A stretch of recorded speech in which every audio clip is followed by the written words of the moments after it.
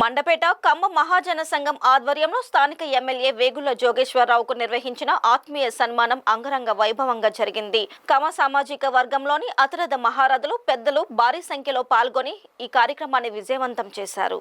తొలుత వేద పండితుల వేద మంత్రోచ్చరణల నడుమ డప్పు వాయిద్యాలతో గుర్రపు బండిపై ఎమ్మెల్యే వేగుళ్లను ఆయన ఇంటి వద్ద నుండి బాబు అండ్ కన్వెన్షన్ హాల్ వద్దకు భారీ ఊరేగింపుగా తీసుకుని వచ్చారు. రంగురంగుల బాణసంచా కాల్పులతో పట్టణాన్ని హోరెత్తించారు. కార్యక్రమం మొదలైన దగ్గర నుండి ముగిసే వరకు దాదాపు 6 గంటల పాటు బాణసంచా కాల్పులు కొనసాగాయంటే ఏ స్థాయిలో కార్యక్రమం నిర్వహించారో అర్థం చేసుకోవచ్చు. సభా ప్రాంగణం జనంతో కిక్కిరిసిపోయింది. దాదాపు 6,000 మందికి పెద్ద ఎత్తున భోజనాలు ఏర్పాట్లు చేశారు. పార్టీలతో సంబంధం లేకుండా కమ్మ సామాజిక వర్గంలోని అతిరథ మహారథులంతా కార్యక్రమానికి హాజరై ఎమ్మెల్యే వేగుళ్ల జోగేశ్వరరావుని కీర్తిని కొనియాడారు. జిల్లా కమ్మ మహాజన సంఘం అధ్యక్షులు చుండ్రు గోవిందరాజు అధ్యక్షతన జరిగిన ఈ కార్యక్రమం ఆద్యంతం ఆసక్తికరంగా సాగింది. సత్కారం అనంతరం ఎమ్మెల్యే వేగుళ్ల మాట్లాడుతూ నియోజకవర్గ ప్రజలతో పాటు కమ్మ సామాజిక వర్గీయులు తనపై చూపించే ప్రేమాభిమానాలను ఎప్పటికీ మర్చిపోలేనన్నారు. అందరి రుణం తీర్చుకుంటానని పేర్కొన్నారు. ఆహ్వాన కమిటీ సభ్యులు చుండ్రు శ్రీవరప్రకాశ్, వల్లూరి చిన్నారావు, రెడ్డి రాధాకృష్ణ, డాక్టర్ బిక్క తదితరులు పాల్గొన్నారు.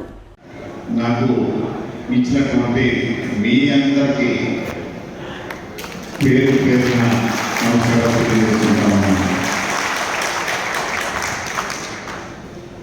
మరి ఇంతకుముందు 3 సార్లు దిగినప్పటికీ మరి కొంత నా మీద అసమ్మతి ఉన్నప్పటికీ మరి నడిచిన పర్వతం కమ్మ కులం మీద ఒక ద్వేషంతో మరి వెళ్తా ఉంటే మరి మీరందరూ కూడా మన కులంలో ఉన్న కమ్మతనాన్ని అందరికీ పంచుతూ అన్ని కులాలను అంటే మరి అన్ని వర్గాలను కూడా మీ యొక్క కమ్మని ఆప్యాయతతో మరి మన వైపు తిప్పుతూ ఇంత ఘన విజయాన్ని సాధించినటువంటి కమ్మ మహాజన సోదరులకు సోదరిమణులకు కూడా ఎప్పుడూ కూడా నేను జీవితాలని చెప్పి సవరిగా తెలియజేస్తా ఉన్నాను.